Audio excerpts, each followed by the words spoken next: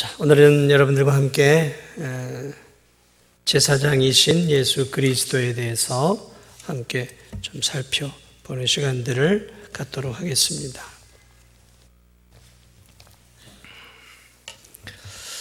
지난 시간에는 2주 전이죠. 선지자이신 예수 그리스도를 좀 여러분들과 함께 말씀을 드렸습니다. 이 땅에 하나님의 대언자로 오셔서 하나님의 하시고자 하는 복음의 메시지를 예수님이 이 땅 가운데서 선포하셨어요. 그래서 우리는 예수님의 세 가지 사역 가운데 하나인 선지 사역을 살펴보았고, 오늘은 이제 여러분들과 함께 제사장이신 예수님의 사역을 함께 좀 살펴보려고 합니다. 우리 함께 문 25번 함께 좀 읽어보도록 하겠습니다. 문 25번 시작.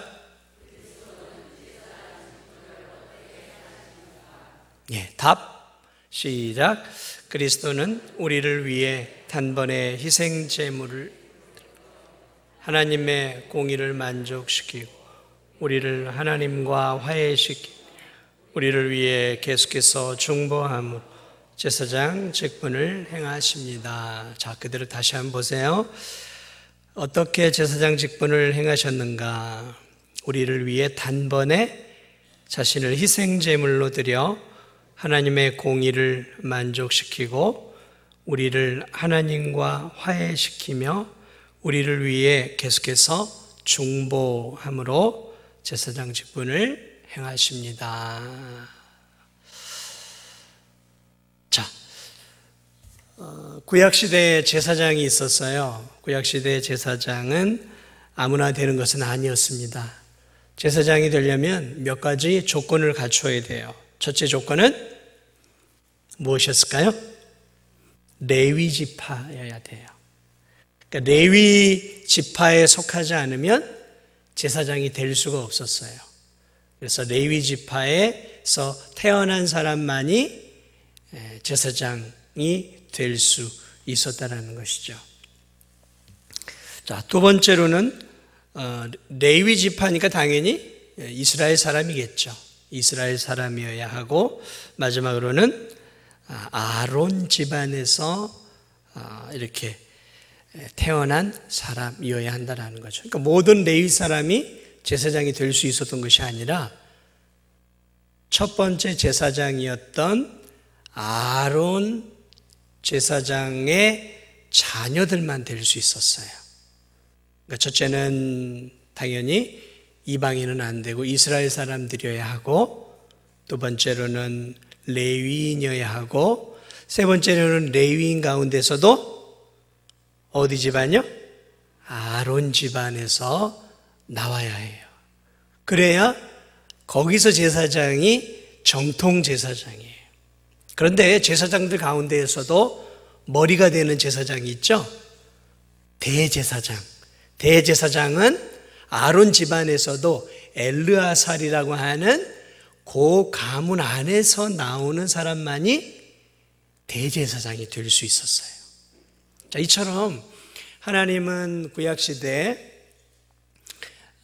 이 제사장이 될 수 있는 여러 가지 조건들을 붙여놓으셨고, 특별히 대제사장은 여러 조건들을 다 가지고 있는 특별한 그러한 사람들 가운데서 선별을 하셨으니까 이 한 4-5가지 조건을 다 충족을 시켜야 했습니다. 자, 이렇게 선별된 제사장들이 구약시대에 했던 일들이 무엇인가? 제사제도는 언제 생겼죠? 이스라엘 백성들이 출애굽을 해서 저 시내산으로 가잖아요. 그리고 시내산에서 하나님이 그들에게 무엇을 주셔요? 십계명을 주시고, 그리고 제사제도와 성막 식양을 알려주셔요. 그리고 그 성막에서 행해야 할 5가지의 제사제도도 알려주시고, 절기도 주시고, 그리고 그 제사제도를 수행할 수 있는 그러한 조건을 갖춘 레위인들과 제사장들을 주셨어요. 그러므로 이 제사제도는 하나님의 은혜 안에서 이 시내산에서부터 출발을 하게 되어지는 것이죠. 자, 이들이 했던 일들이 무엇일까? 제사장이 했던 주된 사역은 우리가 알고 있는 것처럼 제사를 드리는 일이에요. 제사를 드리는 일이죠. 백성들이 자기가 지은 죄가 있으면 소나 양을 끌고 와요. 그러면 그 앞에서, 제사장 앞에서 이렇게 양이나 소에게, 죄를 지은 사람이 양과 소에게 이렇게 안수를 하도록 해요. 그래서 내 죄가 이 양에게 전가됩니다 하고 안수를 해요. 그러면 이 사람의 죄는 이제 끌고 온 흠없는 양에게 전가가 돼요. 그러면 이제 이 양은 그 죄인의 죄를 뒤집어 쓴 양이 되는 거예요. 그러면 이제 제사장이 칼을 들고 양을 죽이고 각을 뜨고 내장을 꺼내고 그리고 그 피를 가지고 제단에 뿌리고 그리고 이제 그 고기들은 이제 태우고 더러운 똥이나 이런 부분들은 또 따로 치우면서 하나님 앞에 하나님, 이 사람의 죄가 이 양에게 전가가 됐습니다. 이 양을 받으시고 이 양의 피를 받으시고 이 사람의 죄를 용서해 주옵소서. 그래서 하나님과 죄인 사이에 그러한 중개자 역할을 했던 것이 제사장들이었어요. 자, 어쨌든 이 제사장은 죄인을 대신해서 하나님 앞에 제사를 드리는 일들에서 이게 큰 첫 번째 일이에요. 그리고 이 제사장이 했던 두 번째 일들이 무엇이냐면 이제 이 성막 안에 들어가면은 그 향을 피우는 게 있어요. 그래서 매일매일 그렇게 이제 향을 피워 올려요. 그래서 이 제단, 이 성소 안에 들어가면 향을 피우는 곳에서 이렇게 향을 피워요. 제사장들이 이 향을 피우는 것은 무엇이냐면 하나님 앞에 올려드리는 성도의 기도를 의미해요. 다시 말하면 제사장들은 무엇을 또 했냐면 백성들을 위해 하나님께 기도를 하는 사역을 했어요. 백성을 대표해서 하나님, 이 이스라엘 백성들을 긍휼히 여기시고 은혜를 주옵소서 하면서 향을 이렇게 하면서 그 향연이 뭐냐면 기도예요. 기도를 상징하는 거예요. 그래서 제사장은 백성을 대표해서 하나님께 백성을 위해 기도하는 일을 했어요. 이게 두 번째 일이에요. 그리고 또 하나 제사장이 해야 하는 또 중요한 일이 있는데 그것이 무엇이냐면 백성을 위해서 축복하는 거예요. 백성을 위해서 축복하는 일이에요. 자, 그래서 민수기 6장에 보면 제사장의 기도가 나오죠. 여호와께서 내게 복을 주시고 너를 지키시기를 원하며 여호와는 그 얼굴을 내게로 향하여 드사 은혜 베푸시기를 원하고 여호와는 그 얼굴을 내게로 향하여 드사 평강 주시기를 원하노라. 이게 제사장만이 할 수 있었던 거예요. 그래서 하나님의 이름으로 하나님과 백성 사이에 세워진 제사장의 해야 할 일은 백성을 축복해 주는 일이었어요. 이게 구약시대의 제사장이 했던 세 가지 중요한 업무라는 것이죠. 자, 왜 제가 이 사실을 여러분들에게 다시 말씀을 드리냐면 바로 이 일을 누가 감당하시냐면 앞으로 오실 예수 그리스도의 사역을 그림자로 보여주고 있는 게 이 제사장들의 일이었다라는 것이죠. 근데 마지막으로 이 제사장 가운데 유일하게 대제사장만이 하는 유일한 일이 있었어요. 그것이 무엇이냐면 대제사장은 1년에 한 번 백성들의 모든 죄를 짊어지고 양을 잡고 하나님 앞에 성소가 아닌 성소와 지성소 사이를 휘장이 가리고 있는데 그 휘장을 열고 1년에 한 차례 대제사장만 백성들의 죄를 용서하기 위해 피를 가지고 그 안에 들어가서 법궤 주변에 뿌렸어요.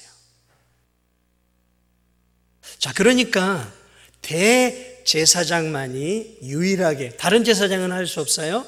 아론의 반차, 엘르아살의 반차를 따르는 대제사장만 1년에 한 차례 백성의 모든 죄를 짊어진 그 피를 가지고 지성소 안에 조심스럽게 들어가서 그 피를 제단이 아니죠, 법궤 주변에 이렇게 뿌리며, 하나님, 우리 백성의 죄를 이 피를 받으시고 용서해 주옵소서 하고 뿌리다가, 이 제사장이 부정한 일을 행했거나 잘못된 마음을 가지고 그 안에 들어가면 그 자리에서 즉사했어요. 그래서 제사장이 살았는지 죽었는지를 위해 성경을 보면 제사장이 다리 있는 쪽에 방울을 달아놓고 끈을 매었어요. 그래서 이 제사장이 제사를 그 안에서 드리고 있는지 안 드린지를 성소에서 이렇게 제사장들이 딸랑딸랑 소리를 들으면 살아계시는구나. 그런데 한참 제사를 드린 상황에서 소리가 없어요. 그럼 어떻게 됐을까요? 죽은 거예요. 그러면 들어갈 수는 없으니까 그 줄을 가지고 땡기는 거죠. 이처럼 대제사장도 1년에 한 차례 이렇게 지성소에 들어가서 하나님 앞에 제물을 드리다가 죽는 경우들이 있었어요. 자, 어찌됐든 이렇게 제사장의 역할들이 있었던 것을 우리가 보게 되어집니다. 자, 그러면 이 땅에 오신 예수 그리스도는 어떤 제사장 역할을 하셨는가? 오늘 우리가 이 구약시대 제사장의 역할 3가지, 4가지를 기억하면서 오늘 예수님이 오셔서 이 땅 가운데 하신 일이 무엇일까? 그분이 이 땅에 오셔서 했던 일들은 먼저 제물이 되어 주셨어요. 제물이.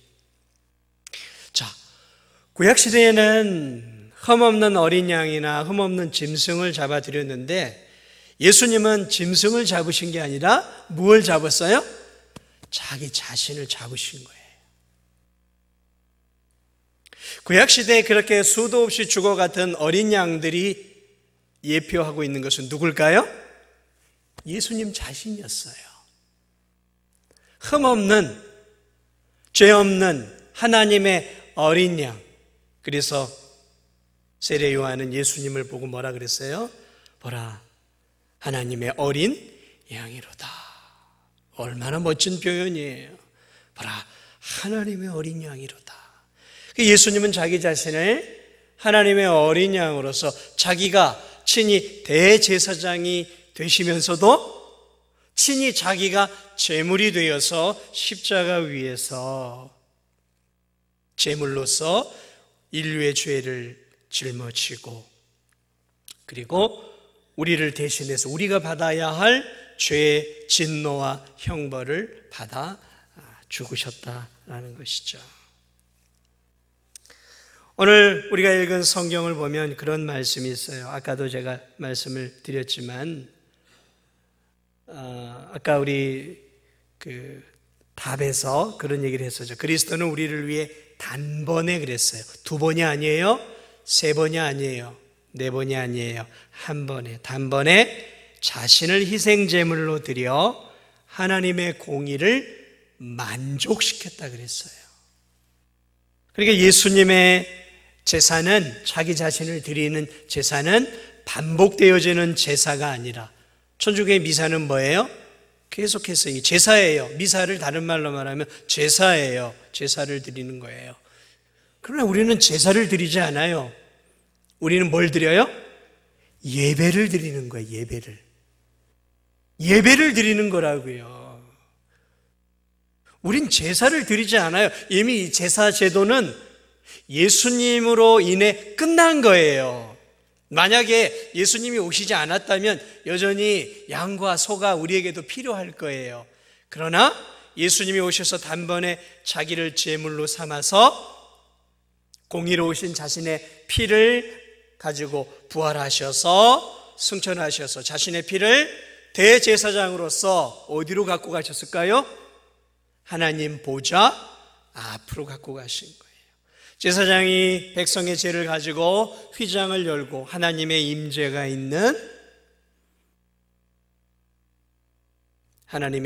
있는 법궤 앞에서 그 피를 드렸던 것처럼 참 제사장이 되시는 예수 그리스도는 자신의 피를 완전한 하나님의 공의를 만족시키는 자신의 피를 가지고 부활하셔서 하나님 보좌 우편에 가셔서 하나님 보좌 앞에 그 피를 드리죠.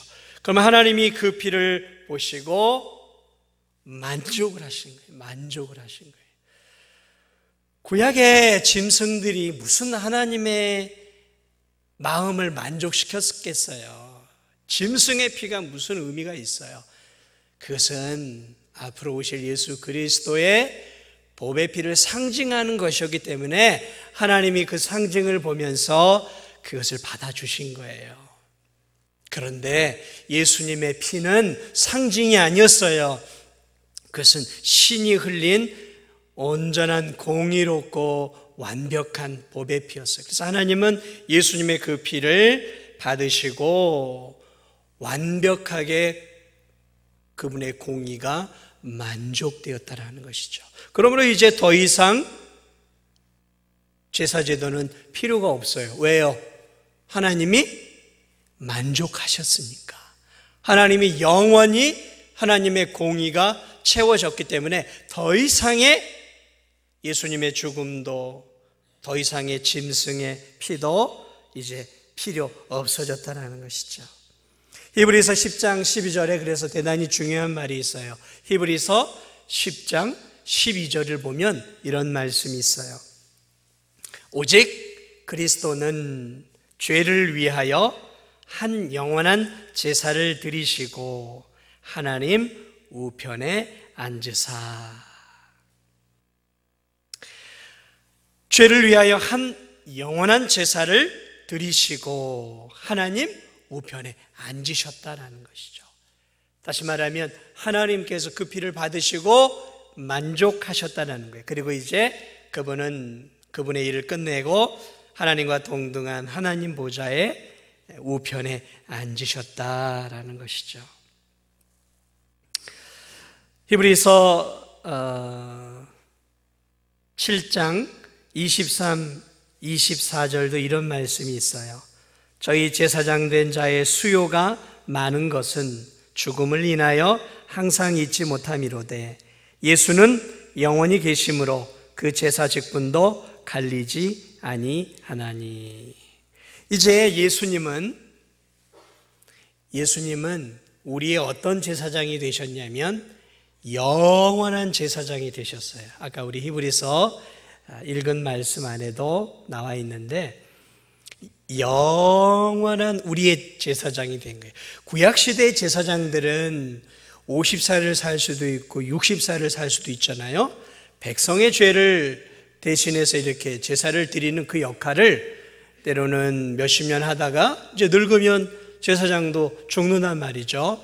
그러면 죽으면 이제 그 아들이 제사장 직분을 이어받는단 말이죠. 그러니까 이 구약시대의 제사장 직분은 어떤 제사장은 10년, 어떤 제사장은 20년, 어떤 제사장은 30년, 어떤 제사장은 40년, 이 계속 바뀌어왔어요. 그러니까 도무지 한 인간의 제사장을 믿을 수가 없었어요. 그런데 예수님은 어떤 분이셔요? 예수님은 죽지 아니하시는 영원한 하나님이란 말이죠. 그러니까 우리의 제사장으로서의 직분을 몇 년간 감당할 수 있을까요? 100년이요? 1000년이요? 10,000년이요? 아니요. 하나님과 우리 사이에 영원한 제사장이 되실 수 있는 거란 것이죠. 그래서 우리가 예수 그리스도를 신뢰할 수 있는 것이죠. 내가 이 제사장을 신뢰했지만 이 제사장이 죽으면 어떻게 되는 거예요? 만약에 우리가 우리 죄를 위해서 십자가 예수님이 죽으시고 부활하시고 우리의 제사장이 되어서 하나님과 우리 사이의 중보의 역할을 감당해 주셔야 되는데 이 예수님이 한 10,000년 사시다가 죽어버리면 어떻게 되는 거예요? 그럼 우리 어떻게 해야 돼요? 또 다른 제사장이 있어야 된단 말이죠. 누가 그 역할을 해요? 하나님과 우리 사이에 연결할 수 있는 그런 연결고리가 없단 말이에요. 여러분, 오늘 성경은 뭐라고 말하고 있어요? 우리에게 한 영원한 제사장이라고 표현하고 있어요. 영원토록 하나님과 우리 사이에 제사장이 되어 주신다는 것이죠. 자, 예수님은 우리의 영원한 제사장이실 뿐만 아니라 아까도 말씀드렸지만 우리를 위해 기도해 주시는 분이셔요. 제사장이 저 성소에 들어가서 향을 피울 때 그 아름다운 향의 향기가 그 성막 안을 가득 채웠단 말이죠. 아름다운 향기로운 향이란 말이죠. 마찬가지로 예수 그리스도는 저 영원한 하나님 보좌 우편에서 우리의 중보자로서 우리를 위해 기도해 주시는 분이시다라는 거죠. 그래서 히브리서 7장 25절에서 그가 항상 살아 계셔서 그들을 위하여 간구하십니다. 항상 살아 계셔서 누구를 위해 간구하신다고요? 우리를 위해. 그러니까 우리에게는 든든한 후원자가 계시는 거예요. 영원히 거룩한 하나님 앞에 우리가 온전한 모습으로 설 수 없지만 하나님과 우리 사이에 하나님과 동등하신 예수 그리스도께서 우리를 위해서 항상 간구해 주신다라는 거죠. 우리를 위해. 그러므로 하나님은 예수 그리스도를 바라보시고 예수 그리스도의 그 십자가의 공로를 바라보시면서 우리를 위해서 은혜를 베풀어 주시는 거예요. 지금도. 그러니까 우리의 기도가 탁월해서 하나님이 우리에게 은혜를 주시는 게 아니라 우리의 대표가 되시고 우리의 머리가 되시는 예수 그리스도를 바라보심으로 우리에게 날마다 은혜와 복을 지금도 내려주시는 거예요. 그 사실을 잊어서는 안 돼요. 우리가 예뻐서, 우리가 착한 일을 많이 해서, 우리가 주님을 위해 열심히 살아서 하나님이 우리에게 복을 주시는 게 아니라 우리가 하나님 앞에 잘하면 얼마나 잘하겠어요. 저와 여러분이 이 땅에서 하나님을 위해서 애를 쓰면 얼마나 하나님을 만족시키겠어요. 자식이 아무리 애를 써도 부모의 마음을 흡족하게 만들 수 있을까요? 세상 자식도 인간 부모의 마음을 흡족하게 잘 만족 못 시켜요. 늘 언제나 자식들은 부모는 자식을 바라보면 허물만 보이는 거예요. 아이고, 저 녀석 저래야 되는데. 세상에서는 인정받고 존경받을지 모르지만 부모의 눈에 자식에게는 뭐예요? 늘 뭐가 보여요? 허물이 보이잖아요. 세상 부모도 그런데 하나님이 우리가 아무리 잘한다고 해서 그 거룩하신 하나님이 흡족하실 수 없는 것이죠.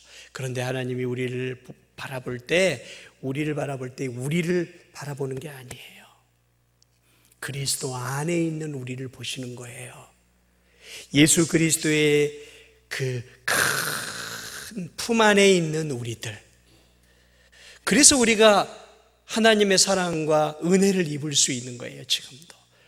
그러므로 우리가 늘 하나님 앞에 나아갈 때 예수 그리스도의 그 넓은 사랑의 품 안에 사실은 누가 있어요? 우리가 있는 거예요. 그리고 하나님은 단순히 우리를 그냥 보고 있는 게 아니라 예수 그리스도 안에 있는 우리를 보시는 거예요. 그리고 예수 그리스도 안에 있는 우리를 바라보시며 예수 그리스도 안에 있는 우리에게 은혜와 복을 내려주신다는 것이죠. 이게 예수님의 역할이에요. 영원한 역할이에요. 영원한 역할이라고요. 영원한. 그래서 우리는 하나님과 나중에 교제할 때도 언제나 예수 그리스도의 그 무한한 은혜 안에서 예수님을 만나고 예수님의 그 무한한 보배 피 안에서 하나님의 존전에 나아가고 예수 그리스도의 그 십자가의 사랑 안에서 하나님과 영원한 교제를 나누는 거예요. 그래서 성경은 예수님을 영원한 우리의 제사장이다라고 표현하고 있는 것이죠. 그리고 예수님이 하는 또 하나의 역할은 무엇일까요? 축복해 주시는 역할이에요. 제사장이 했던 역할이 뭐예요? 여호와는 내게 복을 주시고 너를 지키시기를 원하시. 이렇게 예수 그리스도는 지금도 하나님 보좌 우편에서 우리를 위해서 이러한 축복을 내려주고 계시다라는 것이죠. 축복 기도를 해주고 계시고 축복의 통로가 되시며 축복을 우리에게 주시고 계시다는 거예요. 그러므로 그리스도 안에 있다라는 사실, 내가 예수 그리스도를 믿음으로 그리스도 안에 있다라는 사실, 그리스도가 하나님과 우리 사이에 대제사장이요 중보자라는 이 사실을 우리가 깊이 이해할 필요가 있는 거예요. 이 사실을 이해하고 이 사실을 깨달을 때 우리의 삶 속에서는 오직 예수, 더욱 예수, 결국 예수, 절대 예수라는 말이 우리 입에서 나올 수 있는 것이죠. 그리스도를 떠나서 우리는 아무것도 아닌 거예요. 하나님은 그리스도 안에 있는 우리를 보신다니까요. 그냥 나를 보는 게, 하나님은 인간 김백만을 보고 있는 게 아니에요. 그리스도의 사랑의 품 안에 있는, 그리스도의 그 흘리신 보배 피 안에서 생명을 누리고 있는 이 김백만을 보고 기뻐 저를 보고 있다는 것이죠. 저만 그러는 게 아니라 오늘 예배를 드리는 예수 그리스도 안에 있는 그분의 십자가의 보배 피를 믿고 있는 사랑하는 성도들은 바로 예수님이 지금도 하나님 보좌 우편에서 하나님과 여러분의 대제사장이 되어서 지금도 이 귀한 세 가지 사역을 감당하고 있다는 것이죠. 그러니 우리가 얼마나 존귀한 자예요. 얼마나 우리가 귀한 자입니까? 그러므로 우리가 사나 죽으나 우리는 누구 안에 있는 거예요? 그리스도 안에 있는 거예요. 예수님 안에 있는 거예요. 사나 죽으나 우리는 예수님 안에 있는 거예요. 그러니까 어려움에 처할 때도 우리는 여전히 예수님 안에 있는 것이고, 고통 가운데 있을 때도 우리는 예수님의 품 안에 있는 것이고, 즐거움 가운데 있을 때도 예수님 안에 있는 것이고, 죽음 앞에 모든 것들을 이제 내려놓고 마지막 시간을 보내는 그 죽음의 마지막 관문을 통과하는 삶과 죽음의 그 기로에 나 홀로 있을 때에도 나는 누구 안에 있는 거예요? 예수님 안에 있는 거예요. 그러니까 죽을 때 아우 나는 어떻게 될까 걱정하면 되겠어요, 안 되겠어요? 걱정할 필요가 없는 거예요. 걱정할 필요가 없는 거예요. 죽음의 그 임박한 순간 속에서도 주 안에 있는 나에게 딴 근심이 있으랴. 주 안에 있는 나에게 딴 근심 없다라는 것이죠. 오늘 우리의 삶이 어렵고 힘들어요. 쉽지 않습니다. 누가 내 고통을 알아주겠어요? 누가 내 육신의 고통을 누가 알겠어요? 남편이 내 고통을 대신 짊어질 수 있겠습니까? 남편이, 아내가, 사랑하는 자녀들이 내 마음속 깊은 고뇌와 고통을 절반이나 짊어질 수 있겠어요? 없어요. 그러나 걱정하지 마십시오. 우리의 중보자가 되시고 대제사장이 되시는 예수 그리스도께서는 우리의 모든 죄짐을 짊어지셨고 지금도 우리를 그분의 사랑 안에 품어주시고 그분 안에서 우리가 안식하기를 원하고 계시고 그 주님의 은혜 안에서 우리가 이 힘든 인생길에서 믿음을 포기하지 않고 끝까지 하나님이 예비해 놓은 천국을 향해서 순리의 길, 힘들지만 믿음의 길들을 걸어갈 수 있도록 우리에게 지혜도 주시고 또 우리에게 용기도 주시고 우리에게 또 피할 길도 열어주시고 또 우리에게 그리스도 안에서 풍성한 은혜와 복으로 때로는 기도의 응답으로 하나님께서 우리의 삶을 채워주고 계시다는 것이죠. 우리 일려선교회 회원 여러분, 천성이 많이 가까웠죠? 많이 가까웠어요. 걱정하지 마세요. 염려하지 마세요. 주 안에 있는 나에게 뭐 걱정이 있겠습니까? 아멘. 주 안에 있어요. 내가 죽음이 나를 덮쳐도 나는 주 안에 있고 주는 내 안에 있는 거예요. 내가 주 안에, 주가 내 안에. 이게 믿음의 삶이에요. 이번 일주일의 삶도 우리가 그런 삶을 살아가는 거예요. 마지막 죽음에 임박했을 때만 주님이 내 안에, 내가 주 안에가 아니라 하루하루 평범한 삶을 살아가는 하루하루의 삶 속에서 내가 주 안에 있고 주는 내 안에 있고 주님이 나와 함께 하시고 나는 주님의 손을 붙잡고 걸어가는 하나님의 자녀이라는 사실을 우리가 늘 기억하며 사는 것이죠. 잠을 잘 때는 마치 죽음을 맞이하는 것처럼 예수님과 함께 죽음을 맞이하는 것처럼 잠을 자고 아침에 일어날 때는 부활하여 천국에서 깨어나는 것처럼 우리 주님과 함께 하루를 시작하고 그리고 고단한 그 하루길을 걸어갈 때에는 우리 주님 손 붙잡고 주님과 동행하는, 잠잘 때나 잠자고 있을 때나 깨어날 때나 하루를 살아가는 내내 우리 주님을 의식하면서 인생길을 걸어가는 것, 그것이 바로 참된 하나님과 동행하는 참된 성도의 모습인 것이죠. 오늘 우리 일려선교회를 비롯해 사랑하는 우리 모든 성도들이 여전히 대제사장의 역할을 우리의 삶 속에서 신실하게 감당하시는, 아니 영원히 감당하시는 예수 그리스도를 늘 기억하고 경험하면서 이번 한 주도 믿음의 길을 걸어가시기를 주님의 이름으로 축복을 드립니다.